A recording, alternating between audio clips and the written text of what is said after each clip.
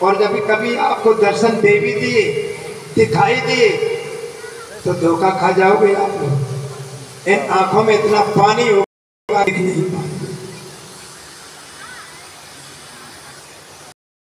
आंखों में पानी होगा आप देखिए। और उसके अतिरिक्त तुम्हारा कंठ रुंध जाएगा, प्रेम विभोर हो जाओगे, कंठ अवरुद्ध हो, कंठ अवरुद्ध हो जाएगा, प्रभु के लिए शब्द नहीं निकलेगा, एक भी शब्द नहीं निकलेगा। न तुम प्रभु को देख सकोगे, इतना पानी होगा, और ना ही तुम जो है एक शब्द से उनकी प्रार्थना कर सकोगे। मेरे प्यारे भक्त प्रेमियों, याद रखना इस बात को। मामती प्राणनाथ जी ने ऐसे नहीं कह दिया, क्या कहा? बिरहागत रे जाने सुई, जो मिल के बिछुरी हो, जो मिले बिछुरी हो। बिरहागत रे जाने सुई, जो मिल के बिछुरी। तो मेरे प्यारे भगत प्रेमियों,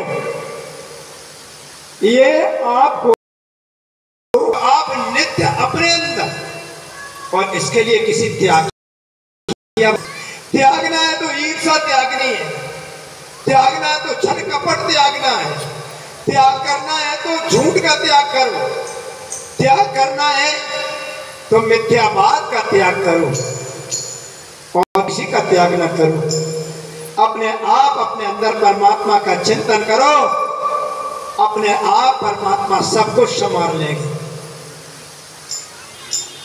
बालक ध्रुव के सामने जब देखा बोले नहीं पा रहे ध्रुव, तो उन्होंने लिया वेदमय शंख और बालक ध्रुव के होठों से लगा दिया, और जैसे ही होठों से लगाया तो लगी प्रार्थना करने,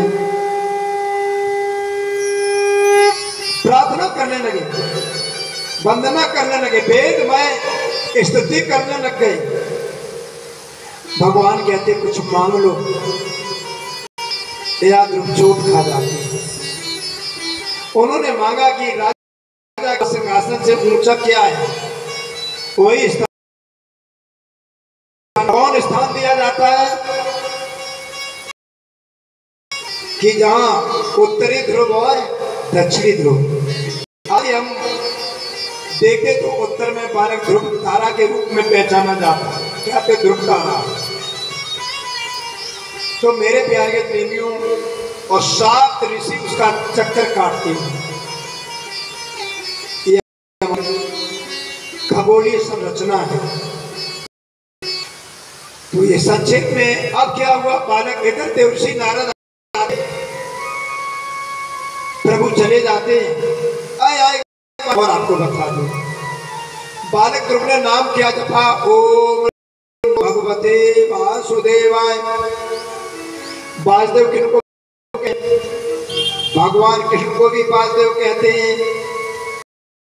तब तो कृष्ण का जन्म भी नहीं हुआ था, तो वासुदेव कहां से आए? वही भगवान कृष्ण कहते हैं, अर्जुन जब कुछ भी नहीं था तो भी मैं था, और जब कुछ भी नहीं मैं रहूंगा। ठीक है ना? ज्ञानी कहते भगवान का कृष्ण का जन्म तो अब हुआ। फिर ओम नमो भगवते वासुदेवाय। बालक ध्रुव को दर्शन वैकुंठनाथ के, वैकुंठनाथ कौन है? चतुर्भुज, शंख चक्र गदाधारी है। लेकिन ये दर्शन नहीं होते कौन? 2 भुज मुरली हस्तम पीत कौ सेवा सम सूर्वैसम शांतकम राधा कांतम अनंतकम। क्योंकि राधा पति को आप लक्ष्मीपति नहीं कह सकते। वैकुंठ धाम से 50 करोड़ योजन दूरी पर गोलोक धाम है। वैकुंठ धाम से 50 करोड़ योजन विस्तार से दूरी पर गए गोलोक धाम। वह राधापति गोलोकनाथ है। वह राधा जी दो भुजी है और भगवान दो भुजी है गोलोक धाम और जी है। इसलिए राधापति को लक्ष्मीपति नहीं कह सकते। समझ लो मेरी प्यारे प्रेमियों, बालक ध्रुव ने भगवान वासुदेव की साधना की है तो उन्हें विष्णु के दर्शन हुए। ये श्रीमद् भागवत में यही तत्व छिपा है। यदि भगवान विष्णु की साधना ही भागवत में परमात्मा कहा जाता तब तो विष्णु पुराण की कथा सुना दी जाती परीक्षित जी महाराज को। विष्णु पुराण की कथा क्यों नहीं सुनाई गई? क्यों? जब विष्णु ही परमात्मा है तो विष्णु पुराण की कथा सुना दी जाती, अन्य पुराणों की कथा सुना दी जाती, शिव पुराण की कथा सुना दी जाती। शिव जी परमात्मा है। तो ये जितने भी भारत में कथा कह रहे हैं, समझ लो मेरी बात, ये भारतीय समाज को पतन में लिए जा रहे हैं। भारत में कथा नहीं हो रही, नौटंकी हो रही है। श्रीमद् भागवत परमहंसों की संहिता है मेरे प्यारे भगवत प्रेमियों। भागवत में एक एक श्लोक का एक एक शब्द वेदांत और 6 शास्त्र उपनिषदों से भरा पड़ा हुआ है। इतना अंतर है। ये भागवत साक्षात परमात्मा स्वरूप की है, साक्षात परमात्मा के लिए है और परमात्मा के अक्षर ब्रह्म।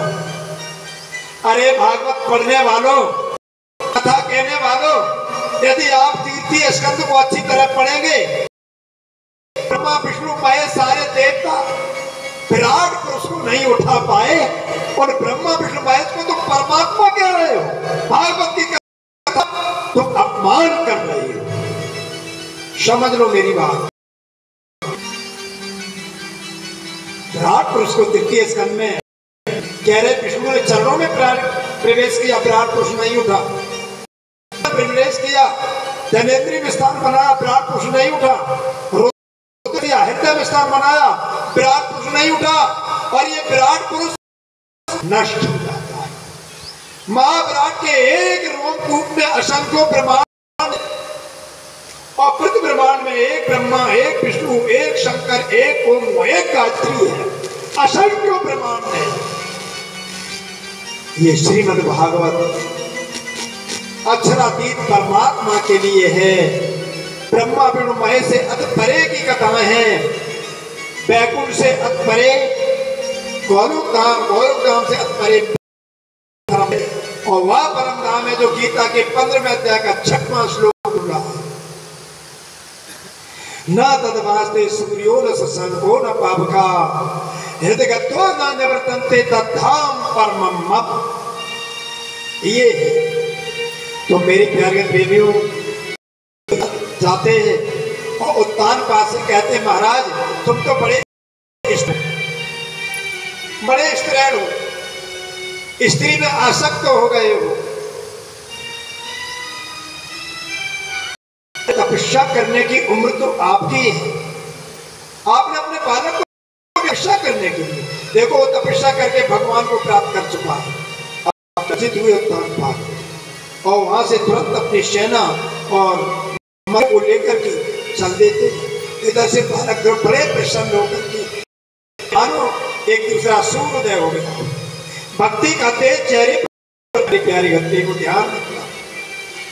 आप लोग सुंदर बनना चाहते हैं तो सुंदर बनने के लिए सबसे अच्छा उपाय है अपने अंदर। और कौन प्रभु सबसे सुंदर कौन है?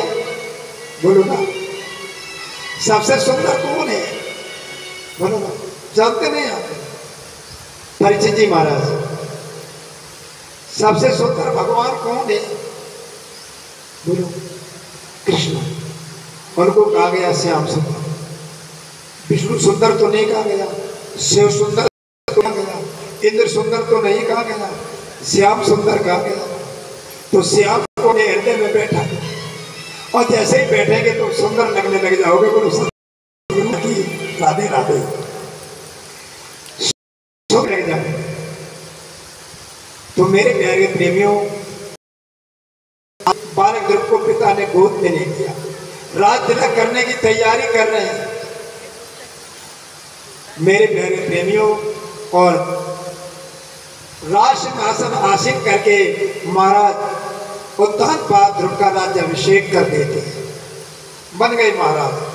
तपस्या बन के बाद क्या हो गया, तब का राज हो गया।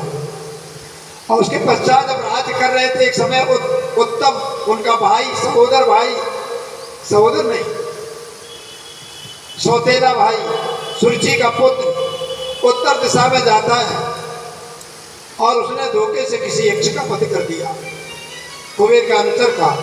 यक्षों में भयंकर युद्ध होता है।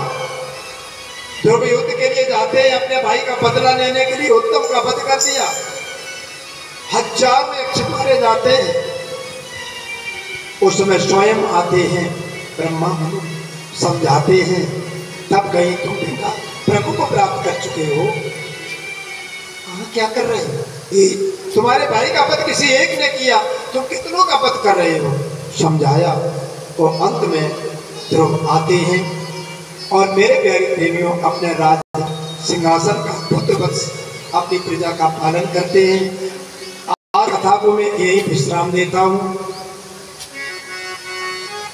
आप लोग ठीक समय पर आ जाएंगे कथा श्रवण करने के लिए। क्या बजे आएंगे? 7 बजे। अक्षय तो बजने जा रहे हैं, 8 बजे आ जाएंगे, ठीक है ना? 2 घंटे आपको रात्रि में कथा जाएगी। और अब जल्दी से आप लोग खड़े होंगे।